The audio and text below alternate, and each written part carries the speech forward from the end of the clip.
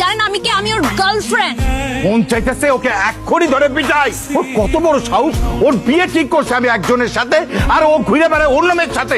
তুমি আমার বাবা হয়ে গেছো দেখে কি আমার লাইফের গেম প্যাড তোমার হাতে নাকি যে যখন ইচ্ছা তখন নাড়াবা? আমার টাকায় তুই চলিস ফিরিস, ইউনিভার্সিটিতে পড়াশোনা করছিস, সারাদিন বাসায় বসে গেমস খেলিস। আমি তোমাকে দেখাই দিব আমার লাইফে কিছু করার এবিলিটি আছে কিনা। তুমি বাসা ছেড়ে চলে আসছো কেন? আমি কি তোমাকে বলছি তুমি বাসা ছেড়ে চলে আসো, আমি তোমাকে বিয়ে করবো, বিয়ে করে পালায়ে যাবো? সে তো তোমার কথা শুনে পুরো তেলে বেগুনে জ্বলে উঠছে। এখন আমাকে বলছে আলটিমেটাম দিয়ে দিছে যে তুই এখনই ঘর থেকে বের হয়ে যা। তো এখন আমি কি করব? আরে আচ্ছা তুমি কি করবা মানে কি? তুমি আমাকে হেল্প করো, এতদিন আমি তোমাকে হেল্প করি নাই? আমি তোমাকে কখনো বলছি যে আমি তোমাকে বিয়ে করবো বা আমাকে তোমার বিয়ে করতেই হবে? আর আমার হাতগুলোর অবস্থা দেখ, মেনিকিউর পেডিকিউর নষ্ট হয়ে গেছে। রান্না করতে করতে আমার তো জীবন শেষ হয়ে গেছে। শোন, আমার এক ভাই ব্রাদার আছে, ওনার একটা হোটেল আছে, আমি একটা ব্যবস্থা করতে তুই হোটেল উঠে যা। ফানি অ্যাবাউট ইট, মানে আমি বাসা থেকে বের হয়ে আসছি তুমি হাসতেছো। Welcome to the real world mister Zion. আমি বলেছিলাম না তোমার গার্লফ্রেন্ড একটা চিজ, বুঝছো?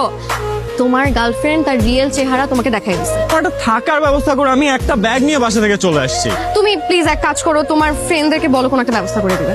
তোমার ফ্রেন্ডরা চিকন গলি দিয়ে বের হয়ে গেছে, তাই তো? দেখো, আমি জীবনে কারোর জন্য আমার রুম বেড স্যাক্রিফাইস করিনি।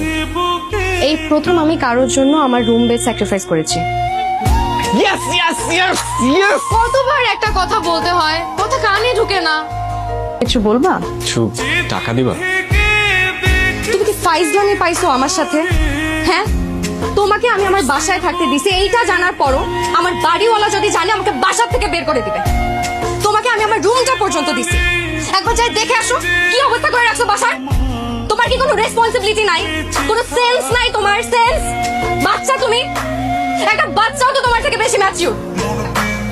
স্টুপিডের মতো হাঁ করে তাকিয়ে আছো কেন? বলতেছি কত তোমার বাসা থেকে বের হও। আরে পাগল করে ফেলতো আমাকে। তুমি যেরকম মনে করতেছো সেরকম কিছু না। তো কি, ক্যান ইউ এক্সপ্লেইন? শোনো, আমি তোমাকে পূর্ণ স্বাধীনতা দিছি। যেই টেনশনের কারণে আমি তোমাকে বিদেশে পড়তে পাঠাই নাই, সেই টেনশনের কাজ তুমি এইখানে বসে করছো। তোমাদের যদি এত এক্সাইটমেন্ট বলতা, বিয়ে দিয়ে দিতাম। 2 মাস অপেক্ষা করার দরকার কি ছিল? কি বলতেছো তুমি এসব? নিজের মেয়ের সাথে এটা কোন ভাষায় কথা? চুপ থাকো।